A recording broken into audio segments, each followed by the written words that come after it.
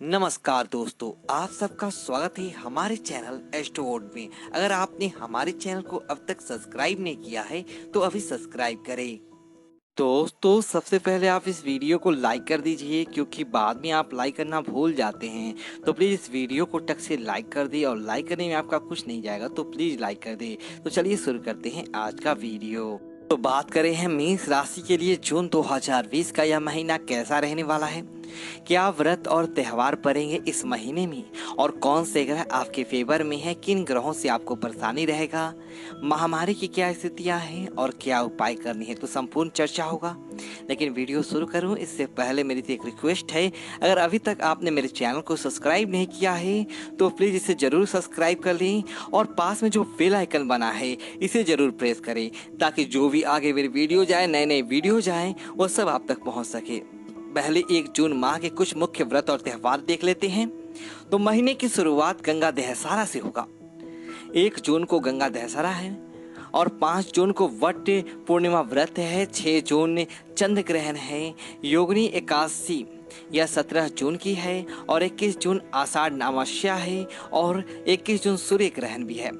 तो 2 ग्रहण बन रहे हैं जून में। ग्रहण कभी भी शुभ प्रभाव नहीं देता, क्योंकि ग्रहण का अर्थ ग्रसियों वाला होता है, खा जाने वाला होता है। अब जो भी चीज ग्रह से लगी तो वह शुक्र भाव तो नहीं देगी, वो तो ऐसी स्थितियों में जब कोई विश्व स्तर पर महामारी फैली है। उपाय जरूर करना है, और ग्रहण का या किसी भी महामारी के लिए अचूक उपाय एक ही है, वो है भगवान शिव की उपासना। तो ये जरूर करनी है, खासकर जो एक्सपेक्टिव मदर्स हैं उनको इस महीने ज़्यादा सावधानी बरतनी है। और अभी ग्रह गोचर में स्थाएं तो सूर्य का राशि परिवर्तन या 14 जून से मिथुन राशि में होने जा रहा है। 14 जून तक सूर्य आपके धन भाव में है, सेकेंड हाउस में है, और 14 जून के बाद ये आपके पराक्रम भाव में आ जाएंगे। दोनों ही शुभ स्थितियां हैं, लेकिन एक बहुत बेसिक बात है, आपको जाननी चाहिए कि कोई भी ग्रह अकेला अपने आप में शुभ और अशुभ प्रभाव नहीं रखता। जो दूसरे ग्रह उसके साथ युति करते हैं, उसी के कारण शुभ और अशुभ प्रभाव देते हैं। इस महीने सूर्य के साथ बुध आकर आपके आदित्य राजयोग का निर्माण करेगा, और सूर्य और शुक्र यह धन लाभ की स्थितियों को मजबूत करेगा। वहीं राहु और सूर्य मिलकर ग्रहण दोष का निर्माण करेंगे। सूर्य की स्थितियां पिता और पुत्र के संबंधों को मजबूत करेगा। बहुत संभावनाएं हैं कि आपको अपने पिता के साथ अपने आर्थिक लाभ हो। कोई अगर आपके प्रॉपर्टी की पेंडिंग मामले हैं वो इस समय पर सुलझ जाएंगे। कोर्ट कचहरी का अगर कोई केस है तो वो भी आपके फेवर में आएगा। आपकी महत्वाकांक्षाएं बहुत प्रबल रहेगी। आपको खुद का बिजनेस करने के बारे में विचार कर सकती हैं। इसमें अगर आप अपने पिता के साथ पार्टनरशिप रखें, या वो आपके लिए कोई प्लेटफॉर्म तैयार करके दें, तो इसमें बचत रहेगा। सरकारी योजनाओं का आपके हिस्सा बनेंगे, और इस समय हो सकता है घर बैठे आपको कोई ऑफर मिले, या किसी ऐसी योजना में आप जाएं जहां आपको भाई बहनों का भी सहयोग मिले। वहीं शनि आपके कर्म क्षेत्र में है। बुध अपने ही राशि में, मिथुन राशि में। बुध और राहु जब साथ हो तो व्यक्ति गलत चीजों को भी सही तरीके से प्रदर्शित करता है। तो यह एक चालाकी और कूटनीति आप में रहेगा। और उच्च स्तरीय है जो राहु की इतने मिलन से आपके बिगड़े हुए काम बन जाएंगे।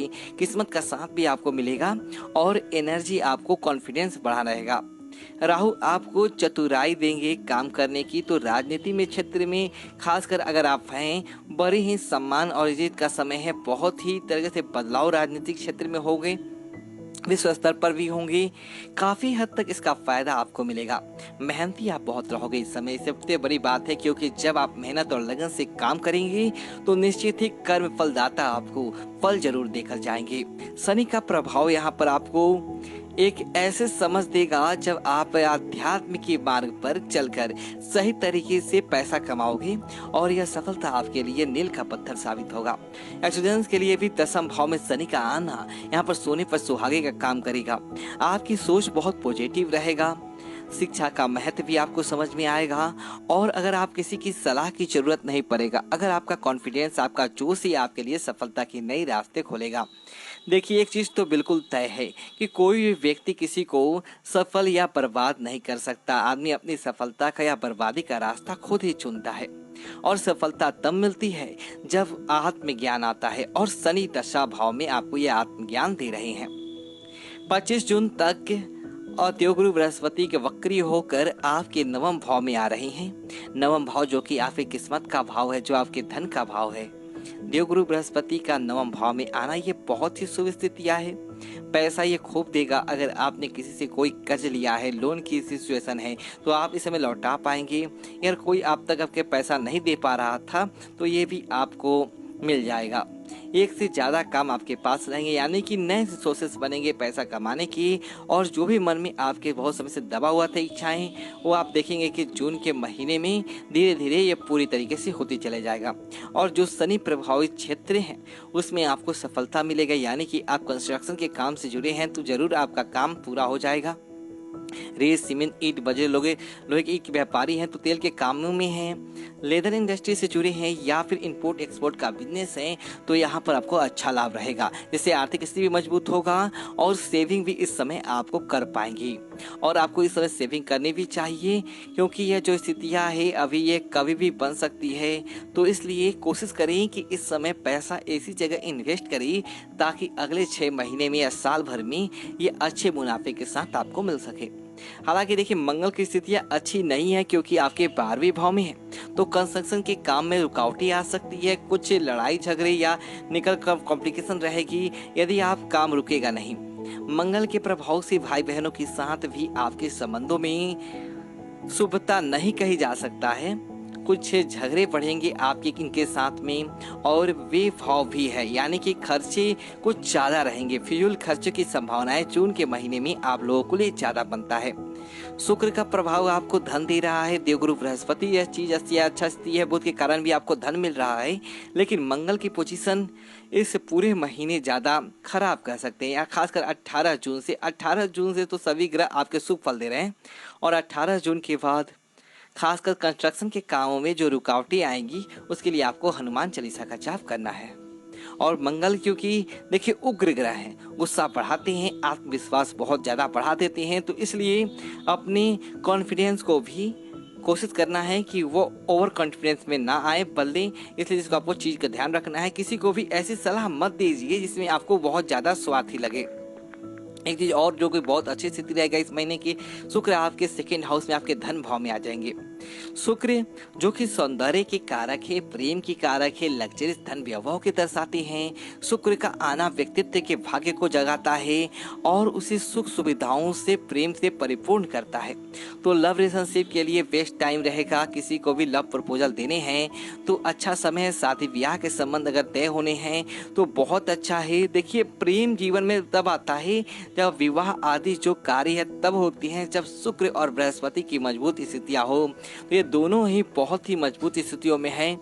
निश्चित ही प्यार आपके जीवन में बढ़ने वाला है। और जो शुक्र प्रभावित क्षेत्र हैं, सौंदर्य के साधन के काम से जुड़े हुए लोग हैं, एक्टिंग मॉडलिंग में है, शादी के व्यवहारी हैं या काम से जुड़े हुए हैं, तो आप लोगों के लिए बहुत ही बड़ा मुनाफा रहेगा। आप देखेंगे कि जून के महीने में आपका काम बहुत तेज गति से पकड़ेगा। और शुक्र प्रभावित जो भी क्षेत्र है इसमें मुनाफा ही रहेगा, चाहे वाणी से आपका व्यापार हो रहा है, चाहे या इंपोर्ट एक्सपोर्ट की डील्स हो रही हैं, टू ट्वेल्स के काम में भी हैं। और जब तत्व की चीज़ से भी आप जुड़े हैं, पानी के आइटम्स में आप सेल करते हैं, खाने पीने की व्यवसाय में हैं, तो शुभता रहेगा। और ये पारिवारिक स्तर पर भी अनुकूलता देगा। घर में कुटुंब में किसी भी तरह का विवाह इस समय तय होने की संभावनाएं हैं। और एक नन्हा मेहमान भी आपके घर में आने के लिए बहुत ही प्रबल संभावनाएं बन रहा है। तो जो निसंतान दंपति है उनके लिए बेस्ट टाइम रहेगा। देखिए शुक्र नागरिक ग्रह है, इसलिए नारियों का सम्मान करना ऐसे तो ऐसे हमेशा ही हो सके, लेकिन ऐसी स्थितियां हो जब शुक्र आपको वरदान दे रहे हैं तब आपको बहुत ही ज़्यादा अच्छे संबंध रखने चाहिए हर स्त्री के साथ।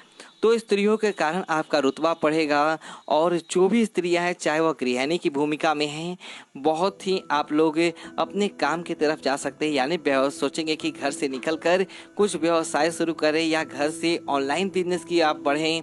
और जो भी आपका टैलेंट है उसे एकदम साथ में बदल कर एक एक्स्ट्रा इनकम की तरफ और बेहतरीन जीवन की तरफ आप लोग जाओगे। परिवार और पति का भी पूरा सपोर्ट इस समय मिल रहा है।